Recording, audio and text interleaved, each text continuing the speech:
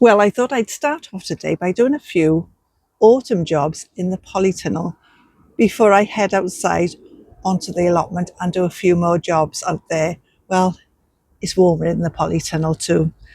Temperatures have gone really cold lately, haven't they? Anyway, there's a few things I need to show you, but what I've done as well, I brought down some racking that I had in the back garden, and that's going to be really useful in the polytunnel for storing my pots and seed trays and things to save me going back and forth the shed in the rain. So I thought if I got them to hand, that'd be great. And I've also brought in the compost as well. And I also brought over this shelving from the back of the green polytunnel because I want to put some more of this racking on here because that really doubles up the space there. So I'll do that, put some more on there. And I brought some begonias down, and to be honest, they've not been looked after all over the summer. They never ever got planted out, but I'm afraid now they're going to rot off because the foliage have died right back. I mean, that one is the only one that's still standing, that one there, but the others I need to check the tubers are still there and they haven't rotted away. I've also brought down some coriander plants, and they are part weed, part coriander. So I'm going to have a look at those and see what I can do with those. But first of all, I want to overwinter the banana plant. I don't want that to die off. So I've got some fleece for that. We'll do that first. This fleece has been in the shed for ages and it's only very thin. So what I've done, I've doubled it around. In fact, it's 8 layers thick. And I've measured it out already, and I think this is about the right size. So if I put that at the back, if I put the centre at the back, then I can wrap it round and then peg it in the front.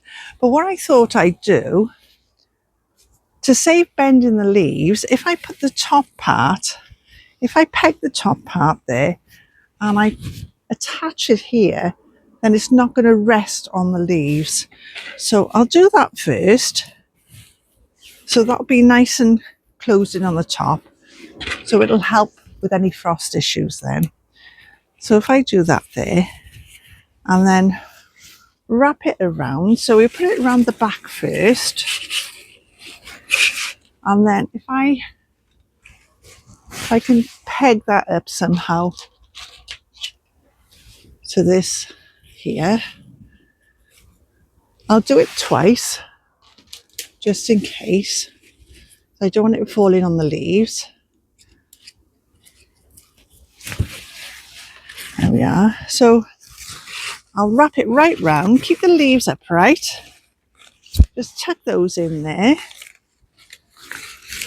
like that.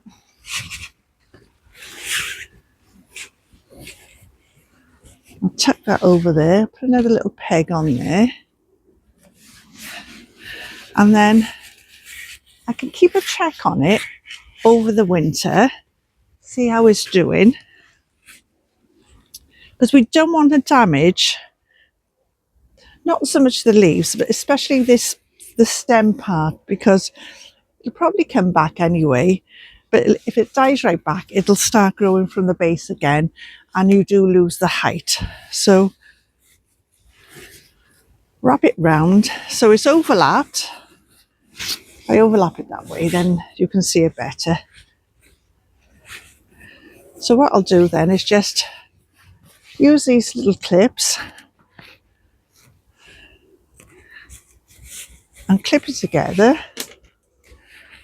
I'll show you these in a minute.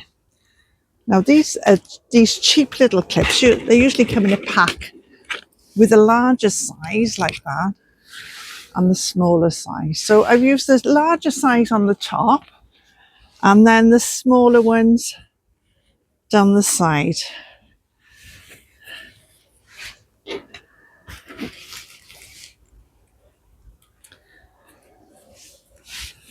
There we are. So hopefully that'll keep the frost off the banana plant now through the winter. Now, I didn't think about it beforehand, but I'm thinking about the roots in the tin bin at the bottom. So what I will do, I've got plenty of bubble wrap at home. So I'm going to bring some bubble wrap down next time I come and wrap it around the bin there. So I've got the roots covered. I mean, normally if it's planted in the ground, then it's okay as long as you've got the ground all mulched around it. But I mean, I'm bringing it indoors anyway, so should be nice and cozy over the winter. Right, the next thing I'm going to do now, have a look at those begonias. Now, in this container, I've got some dry potato compost, and it's really come in handy because I can overwinter some of these tubers in there. Now, these ones are picotti sunburst. Oof. I'll put that pot there. Now I'm going to have a look and see if we have actually still got a tuber in here.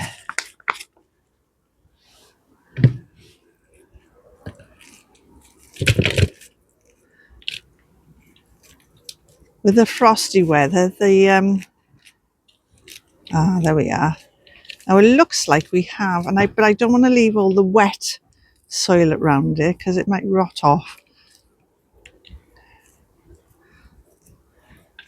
Right, well I'm not going to wash it off, but I can see that there is a tuber there and I can actually feel it. So I'm going to pop it in there. In fact, I'm going to pop a few in there and then cover them with the dry potato compost.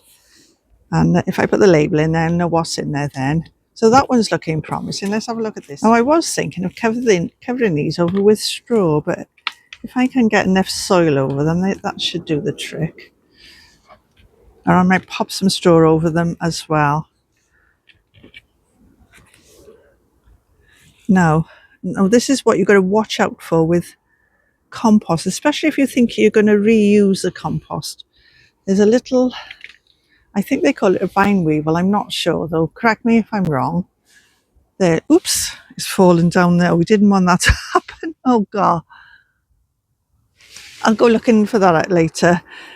But do check your soil and make sure you haven't got any little grubs in there. Yeah. Now they might have, oh, now look at this. Now that has rotted away. That's what I mean. Look, that one is completely rotten. So I won't keep the label for that one. I'm glad I brought them in today. Ah, now it might be that little grub there have eaten it as well. So that's not very good, is it? Oh, there's a worm there. Ah, this feels promising. I can feel it underneath. I think we are going to manage to get them all in there. That one there is fine. Right, so if I move that one there, put that there, and then I'll use some more potato compost to cover them over. It's nice and dry.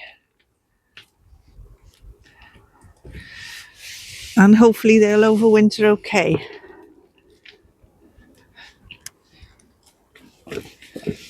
There we are. You could put them in straw or something like that for them to overwinter, but I think that will be fine. Obviously keep them nice and dry now or they will rot off.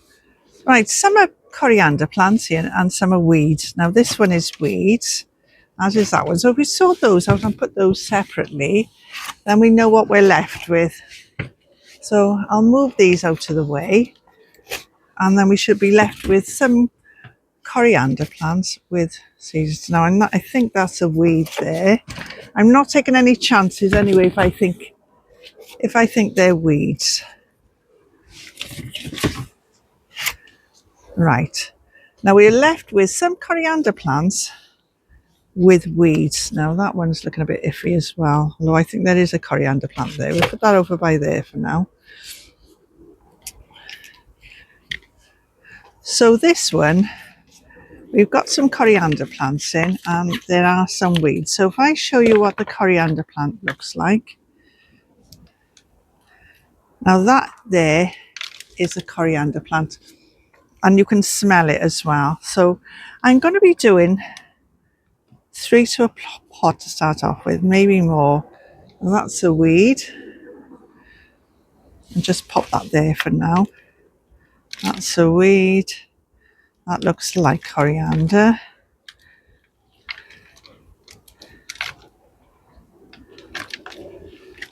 I mean, you'll soon know as the plant gets bigger anyway, whether it's a weed or whether it's coriander, because you smell a leaf and you will smell the coriander on it. So we've got 3 there so far. And I'm not sure how many plants we've got. So I've just done 3 pots for now, 3 big pots to give them chance to grow. Now these are annual plants. So I'm not sure if they're going to overwinter or not, but I thought, well, it's worth a go. Got nothing to lose. And I do like a carrot and coriander soup. There we are. So we've got nine little plants in there. So I'll carry on with the others and put them in smaller pots. I'll come back in a minute. Well, Doug's just come over with a cup of tea for me, so we're having a tea break, and he said to me, "What's that smell?" He said, "I'm just potting on coriander. It's his least favourite herb." He said, "It smells disgusting." It smells disgusting, he said. I love coriander, but some people don't, do they? Cheers. Well, I can't believe I managed to pot up so many coriander plants, so hopefully a few of them will survive. And instead of taking the big pots home, I was thinking once they grow, I could take the smaller pots home. So fingers crossed they survive the cold weather in the polytunnel. Well, this section here had become a right dumping ground. And in this cage here, we had a load of old wood. Well, that's gone down to the recycling centre now, thank goodness. And all these baskets here were along here, and some's got strawberries, some's just full of weeds. So that's a job for another day, but I've placed them on top of the leaves. So I've finally emptied all the black bags into here of the leaves. There were a few left over, which I put in one of those dahlia compost bins. That's nearly full now as well. So we've got a load of leaves in there. We've got leaves in the compost dahlia bin. And I just want to rake this section over now. I've got 1 bag full of bark, wood chip rather, you know, and they've not been dropping any down for ages because it's been so wet. They haven't been able to get the trees down because it clogs up the machines. So I'm going to rake all this and then spread that bark out. When we get some fresh, I can always top it up again. And then I'm going to use this as a little bit of a storage area, a tidy storage area. I've got some wood that's coming here, and I'll show you the handy container we've got for that in a moment. So I've got the wood to come down here in a little container, and I also want to put here the pots that's hanging around the 2 plots, the potato buckets and some other bits and bobs. But I'm going to put them tidy and not just dump things here now. So let's get on with that. So I'll rake it first, and then we'll put the fresh bark, and then we can do the rest of it later. There's still a little bit of bark left here from before, but because it rots down in time. There's also some holes by here where something's been burrowing, but they can get out round the back, because I can see there's all fresh soil that's been dug as well. So it looks as if the tunnel is coming from there here. So by me raking over and filling these holes in, it's not going to damage anything. And if they want to get out from this end again, I'm sure they'll be digging up all the bark anyway. There was a bag here, which is that green bag there, and that obviously gave them a little bit of shelter. So whatever animal it is, I'm very sorry, but I'm blocking your access for now. But like I said, whatever it is, they can get out the other end anyway. Right, I think this is our last bag of wood chip now. I don't think I've got any more. Oh, come to think about it, no, I got a feeling this could be the last bag. till we get some more dropped off.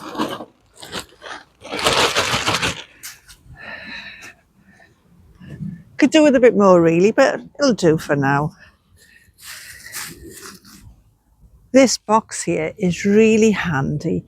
Now we've been over on plot 1 for ages, just gathering water, and the side was all bowed out where there was so much water in there. So what I've done now, I've just put one of those clippy things, I forgot what you call them now, on there to try and keep it all together and keep the lid on. So there's space in there now to put the rest of the wood. They got a pile of wood down here, and just with a bit of tarpaulin on there. And so I thought, keep it all together, keep it tidy, because he do like his wood, all his bits and bobs for when he's doing his little jobs. So I thought, put all the wood in there, and then I'll wheel it at the back of the green polytunnel. So I'll just unclip this now. It's really handy. It's got a handle on it, and you can pull it along.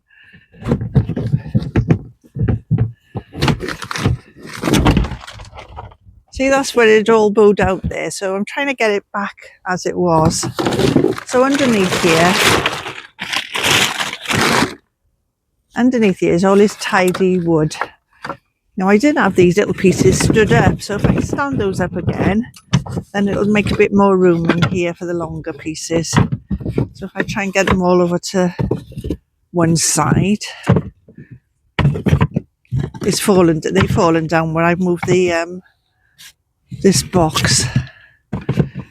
Yeah, as long as the lid will go on the top.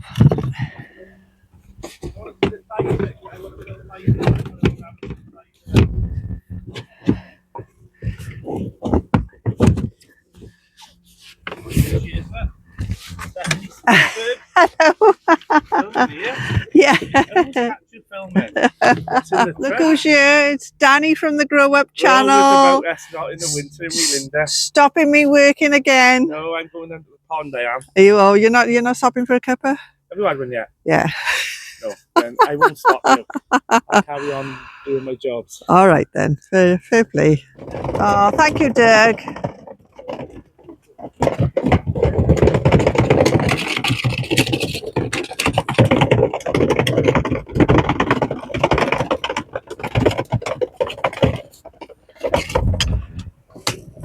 Oh, that's great. Perfect. Thank you. There we are. There's only a little bits of wood in there now for you to use when you're doing your jobs. These beans, although looking the worse for wear, they have dried off nicely the last few days that we've had dry weather. Here are the two types of runner beans. Now the Tsar ones have usually got white beans, but I noticed over the other side we've also got some white beans there. So I got a feeling that they've got a bit mixed up. So those are the Tsar ones, and then the Firestone ones, they've got a pink and black bean inside them. Like that. So as you can see, the bean seeds are all ready now to harvest. Again, that's the Firestone bean there. And let's have a look now, see if we got, yeah. Again, that are the Tsar runner beans. They're the white ones. So you can keep these for your seeds for next year, or you can save them and put them in soups and stews. Well, I think that's a majority of the beans picked off there now. And I was hoping to save this archway and maybe put it over on the Feel Good Garden plot 1.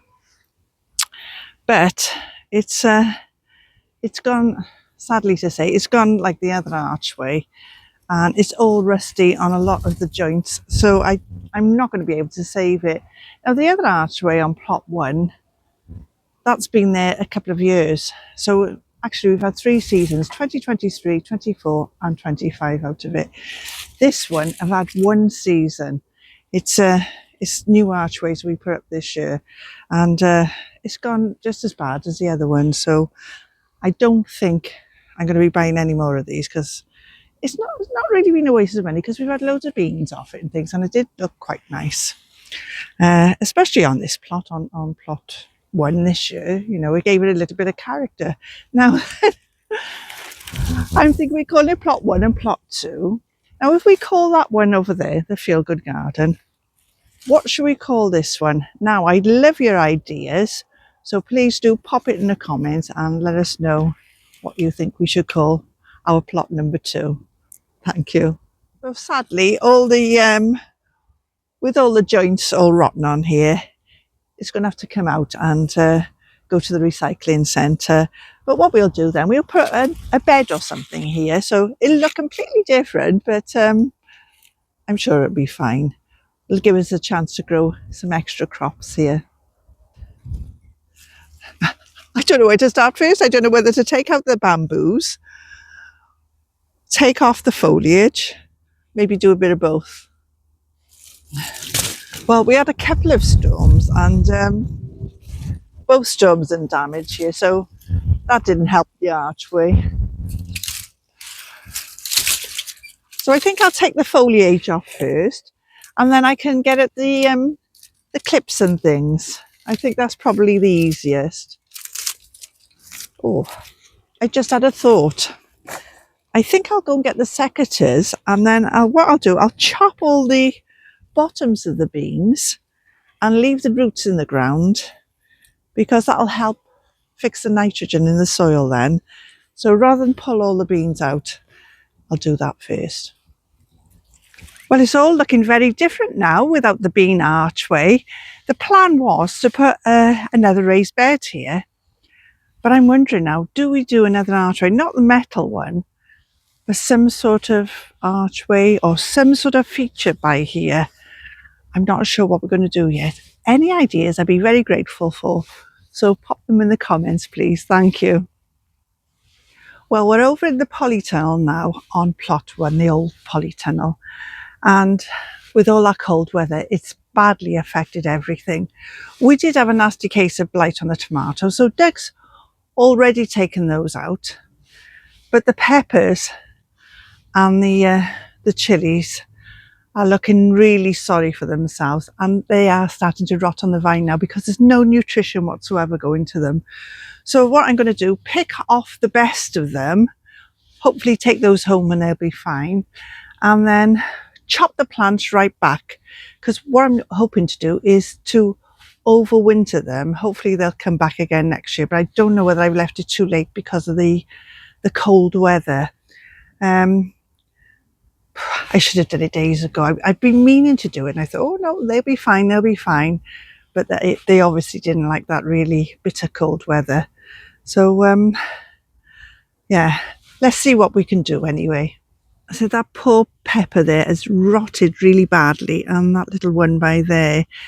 But they were looking really healthy last week, so it's my own fault really for not picking them any sooner.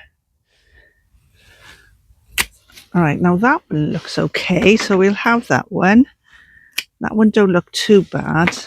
I think that one's had it. So I'm just gonna chop them back a bit for now and take off any remaining leaves. And then we'll see if they'll come back. I might actually dig these up and put them in a pot. Right, now that one there is not looking very good at all. No, that one there. But the one underneath, that looks fine. Again, we'll cut that right back there and see how that goes. Right, that one's definitely got to come off. That's absolutely rotten, that one. This one is rotten on the one side, but I'm wondering if we can save it for the other half. So I'm going to put that in the good pile. Again, cut it right back and take off any remaining leaves.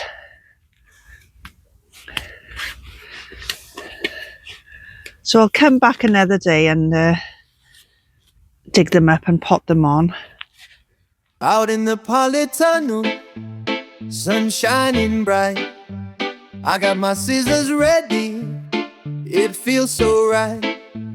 Picking peppers and chilies, colors all around. nature's little treasures, joy that I found. With every snip, I feel that groove, the rhythm of the harvest, making me move. So let's pick those peppers, let's make it sweet. Chilies in a basket can't be beat. In the polytunnel we dancing free. It's a happy harvest. Well, it's not a bad little harvest of peppers and chilies, but not as many as I would have had I have done this job last week before all the cold weather set in. Note to self, next year, cold spell come in, sort them out beforehand. It's a good lesson learned, wasn't it? Thanks for watching.